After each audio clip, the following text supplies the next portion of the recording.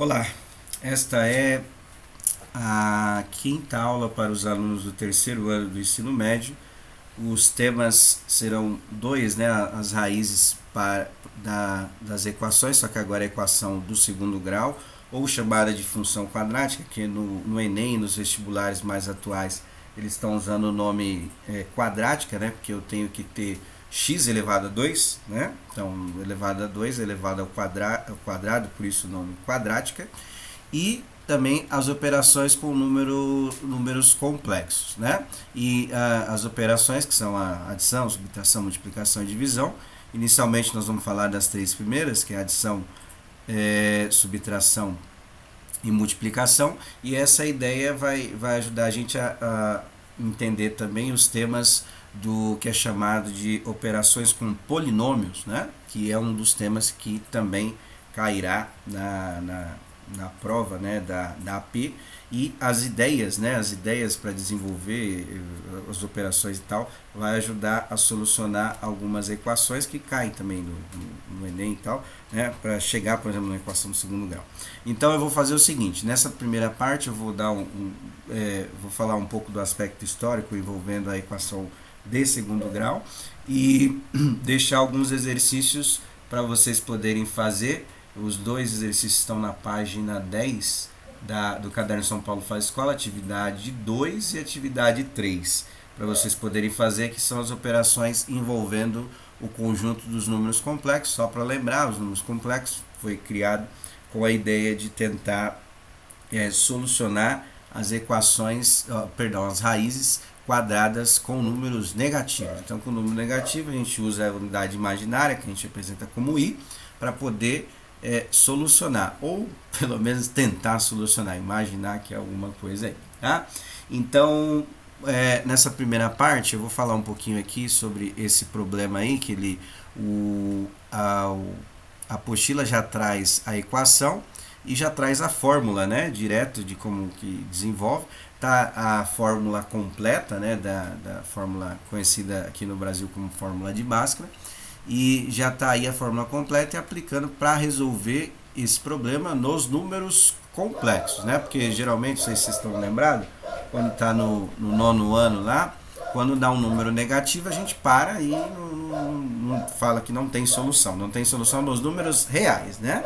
Agora, quando a gente usa os números complexos, que é o conjunto maior de números aí a gente consegue encontrar uma solução que vai ter a ideia imaginária. Tá aí, eu vou fazer o seguinte: eu vou falar um pouquinho sobre o aspecto histórico aqui dessa primeira parte, depois eu vou fazer como que chega na fórmula de Bhaskara, né? A gente chama em matemática de dedução, né? Como que a gente faz para chegar nessa fórmula que é conhecida como fórmula de Bhaskara, aplicada para resolver equações do segundo grau, né?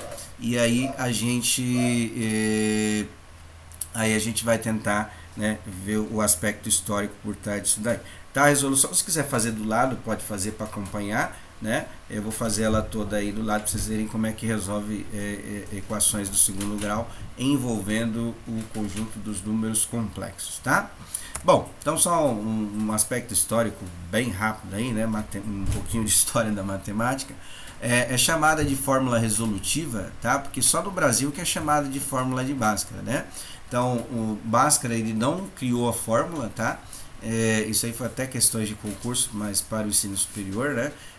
Qual foi a contribuição de Bhaskara para a fórmula de Bhaskara? Foi o que?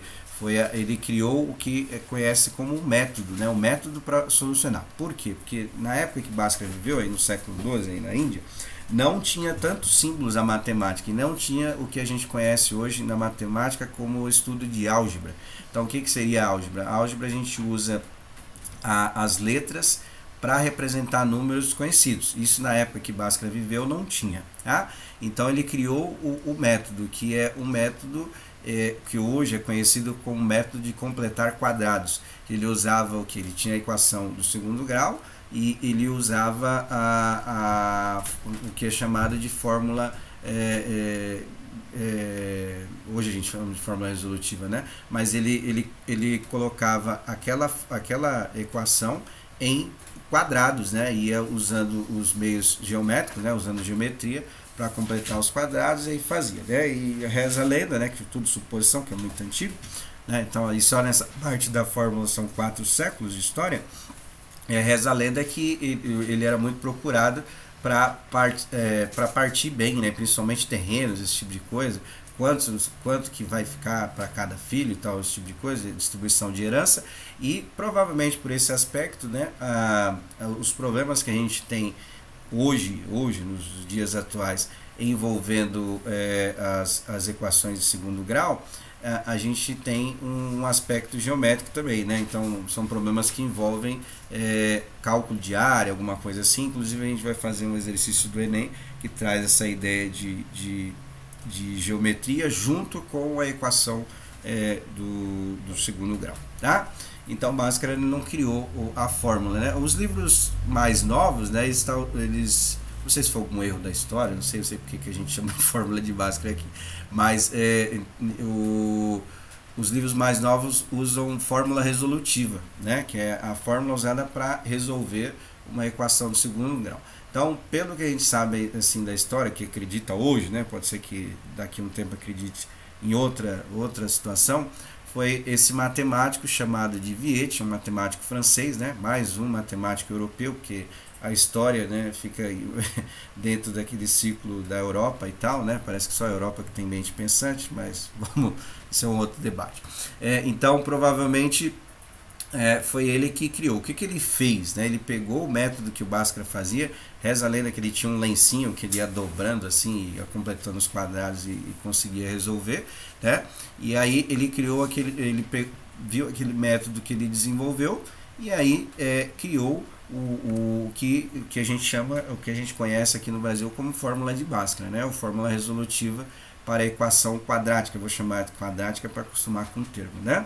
Então provavelmente foi esse matemático chamado de Viète, da França, que criou o que a gente conhece como fórmula de Bhaskara. Tá? Bom, aí eu vou fazer na lousa, não agora, vou deixar alguns exercícios para vocês poderem fazer, eu vou fazer na lousa o exercício que está na página 9 e como que chega na fórmula de Bhaskara. Tá? Atividade 2 aqui, então a gente vai fazer algumas operações envolvendo os números complexos, tá? Nessa parte aqui, ele vai pedir para a gente fazer o que? Vamos supor que possamos continuar a operar com os números complexos como se opera com os números reais, que os números reais a gente sabe, multiplicação, tal, esse tipo de coisa, né? Pelo menos deveria saber. Respeitando-se apenas a novidade que decorre do fato de termos i elevado a 2 igual a menos 1. Só para lembrar, né?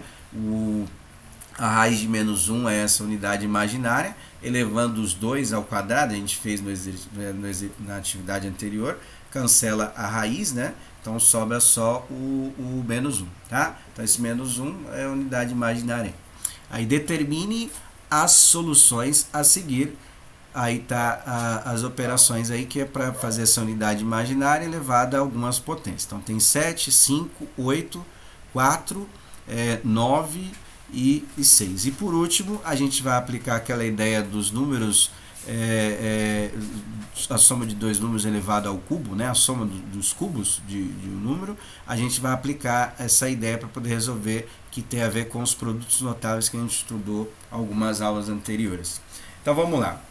Então o que nós vamos fazer? Eu vou estabelecer um padrão aqui, fazendo algumas potências para a gente poder fazer os outros números imaginários aí.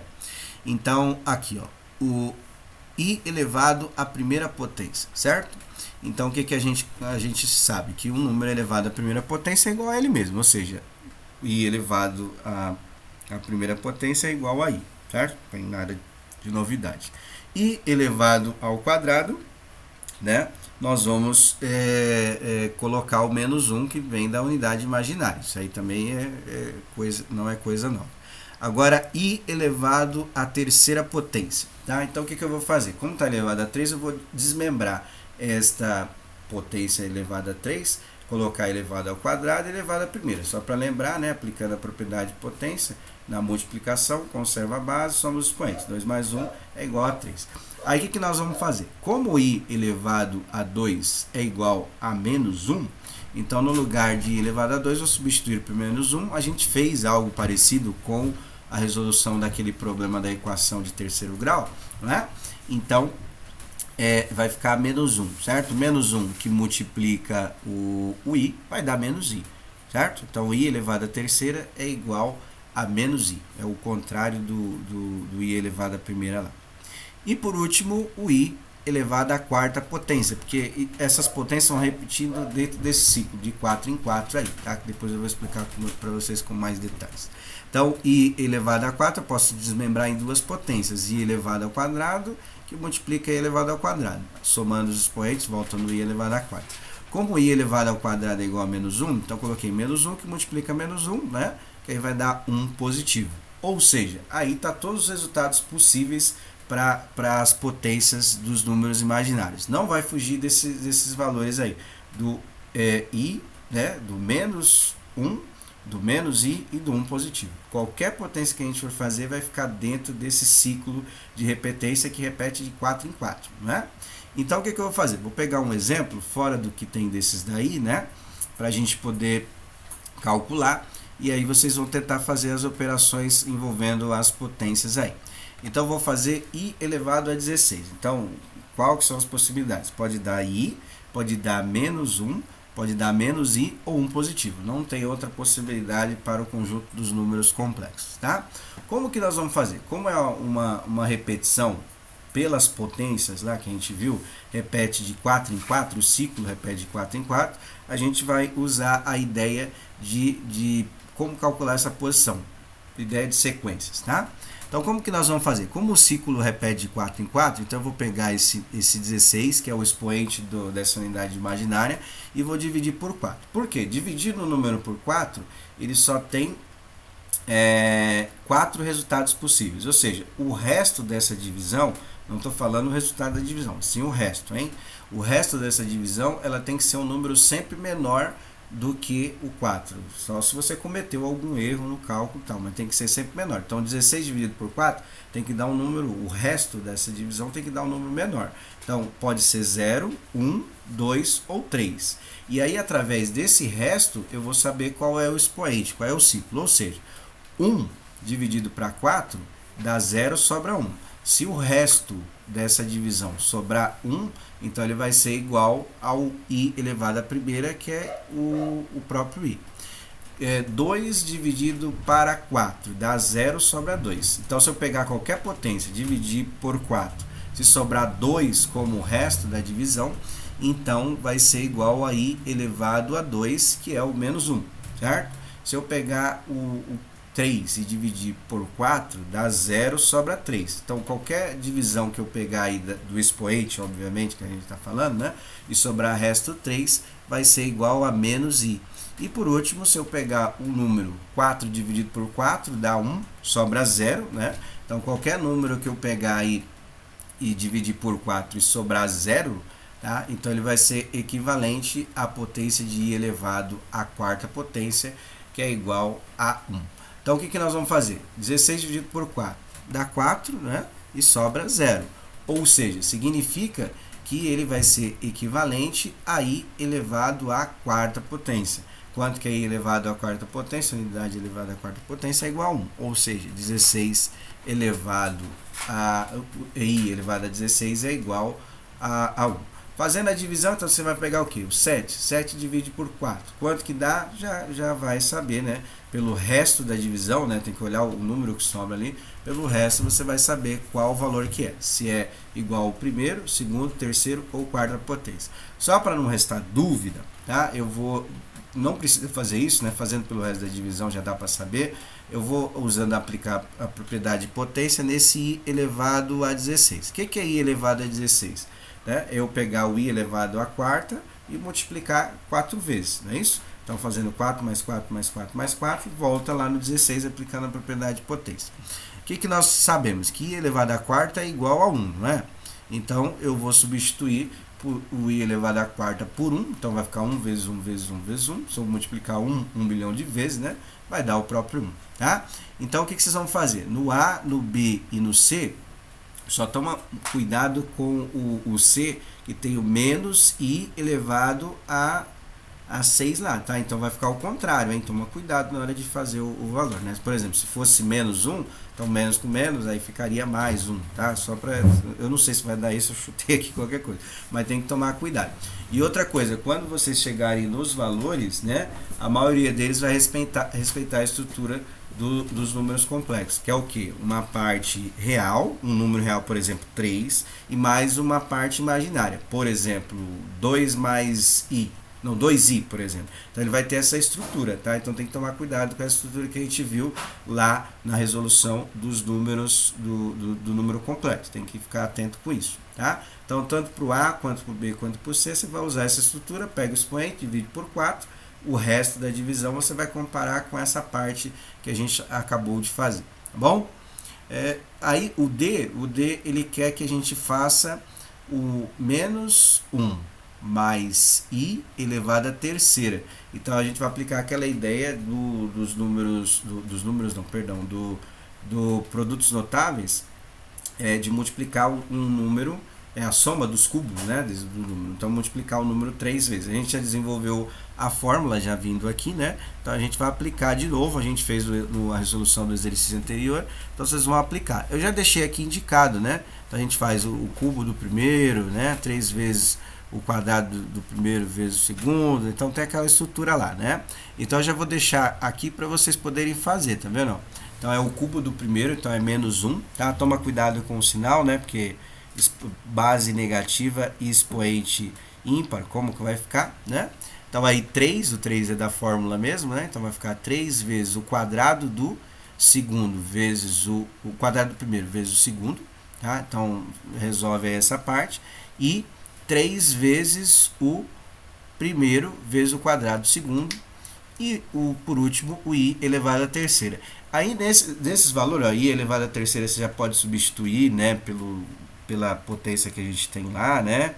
O i elevado ao quadrado pode substituir também pelo menos 1 e tal, e aí você vai tentar resolver. Nesse caso aí vai dar um número real só, né? Não vai ter parte imaginária. Então quando você resolver tudo aí, você vai chegar num número real só. Nas outras, no A, no B e no C, do i elevado a 7, vai dar só a parte imaginária, né? Porque não vai precisar da parte real aí. No i elevado, na B, vai ter uma parte real e uma parte imaginária, só para ir ajudando vocês. E na C, vai ter uma parte real e uma parte imaginária, tá? Então aí, vê aí o que vocês conseguem desenvolver por essas ideias, só para aplicar as operações dentro dos números complexos também, tá? Qualquer dúvida, pergunta lá. E aí, a atividade 3, né? É para efetuar também as operações, tá? Então vou ler aí, ó, efetue as operações a seguir, supondo que são válidas as propriedades das operações com números reais para os números formados por uma parte real e uma parte imaginária. Então qual que é a parte real, por exemplo, do A? Qual que é o A, o primeiro número? Qual que é a parte real? É o 5, né? E a parte imaginária é o 3i. Certo? Aí tem que fazer a soma com o segundo número. O segundo número é complexo. A parte imaginária é menos 3 e a parte real é menos 3 e a parte imaginária é 4i. Lembrando que esse i é a raiz de um número negativo, que imagina-se dá um número aí, coloca esse i aí. Como que nós vamos resolver a soma e a subtração desses números? É bem tranquilo, é mais fácil do que o que parece, né? Nós vamos juntar a parte real, que são esses dois números aqui, tá vendo? Vou até voltar aqui para vocês verem, né? Então vou operar eles dois, então vai ficar 5 mais menos 3, ou 5 menos 3. 5 menos 3 quanto que dá? Vai dar a parte real. E depois você vai fazer a parte imaginária, juntar os dois. Então a gente opera os conjuntos aí nos números separados, né? Por parte real com parte real, parte imaginária com parte imaginária, tá? Então ali na parte imaginária vai ficar menos 3i mais 4i. Então eu devo 3, pago 4, quanto sobra, certo? No B, ele trocou a posição dos números, talvez para confundir, não sei e tal, né? Mas a gente vai manter a mesma ordem lá. Então eu vou pegar a parte real, né? Então vai ficar menos 5 menos menos 2. Então esse menos menos 2, o que, que vai acontecer, né? Fica esperto com o sinal, tá? E a segunda parte, então eu tenho que pegar aí, ó, 7 menos menos 8i, tá? Então esse menos menos 8 vai passar a ser mais, não é isso? Então aí é assim que a gente faz a operação, a soma e a adição, a gente faz parte imaginária com parte imaginária, parte real com parte real, tá? No final vai obedecer aquela estrutura de a parte real e uma parte imaginária, né? Porque não dá para operar, porque a gente não sabe quanto que dá esse i aí, né? Agora a multiplicação. Na multiplicação nós vamos aplicar a propriedade chamada propriedade distributiva, né? Esse daí não dá para aplicar produtos notáveis, porque são 4 números diferentes, né? Então a gente vai aplicar o que é chamado de propriedade distributiva, ou seja, o primeiro a gente vai multiplicar com os outros dois, né? Então você vai fazer 2i vezes o 3, quanto que dá? 2i vezes 6i, lembrando que você vai multiplicar o número e vai aplicar a propriedade de potência nas letras, né? Então i vezes i vai ficar i elevado a 2, certo? E aí, na segunda parte, nós vamos fazer a mesma coisa, só que com menos 4. Então, vai ficar menos 4 que multiplica menos 3 e menos 4 que multiplica 6i, tá? Lembrando que quando você efetuar a multiplicação, se ficar i elevado ao quadrado, você tem que substituir por menos 1 para poder continuar, tá? Então, tem o exemplo da resolução que nós fizemos na atividade anterior, né? Aquela resolução da equação do terceiro grau, que eu aplicava essa ideia, né, de substituir i elevado a 2 por menos 1 para poder continuar e ver até o máximo que dá. Tá? E a segunda parte aí do exercício, né, a segunda parte aí desse camarada aqui vai ser o D, né? Então o D, aí nós vamos fazer a mesma coisa, tá? Então, daria até para fazer de uma outra maneira, mas eu preferi deixar assim mesmo. A gente vai aplicar a propriedade distributiva, então 8 vezes 8, quanto que dá, e 8 vezes menos i, quanto que dá. Depois que você aplicou isso aí, você vai fazer a mesma coisa com o i, né? I que multiplica 8 positivo, e menos i, e mais i que multiplica menos i. Lembrando que vai aplicar a propriedade de potência, vai ficar i ao quadrado. Como eu tenho um i positivo e tenho um i negativo, vai ficar o quê? Vai ficar negativo, né? Mais e menos aí vai ficar negativo, tá? Então aí vocês resolvam esses daí, né? Esse daqui vai dar um número, só vai dar uma parte inteira, tá? Não vai ter parte imaginária, não. Na verdade tem, né? Por exemplo, se tem dentro dos números complexos, eu coloco só 8, significa que é 8, né, mais 0i, né? Então, 0 que multiplica essa parte imaginária dá 0, tá? Mas só para falar para vocês, não vai ter essa estrutura do números que a gente fala, número complexo, né? Que é a parte real e a parte imaginária. Nesse último vai sobrar só um número só. Aí, lembrando que depois que fazer as operações, onde tiver i ao quadrado, você vai substituir por menos 1 para poder resolver. Bom? Então aí na segunda parte da aula eu vou fazer a construção da fórmula de Bhaskara e fazer a resolução do exercício que está na página 9, aplicando a fórmula de Bhaskara dentro dos conjuntos dos números complexos, tá bom?